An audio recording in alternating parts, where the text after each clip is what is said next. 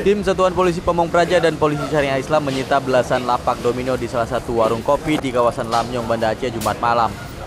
Selain lapak domino, pemilik warung juga ikut dibawa petugas untuk diperiksa lebih lanjut.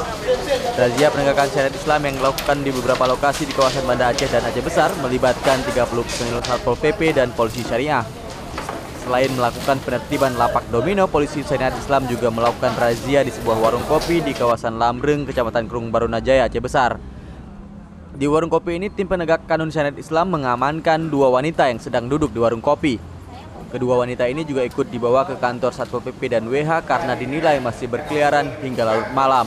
Setelah diminta keterangan dan dijemput pihak keluarga, kedua wanita itu akhirnya dibebaskan. Dari Banda Aceh, tim liputan Aceh Video melaporkan.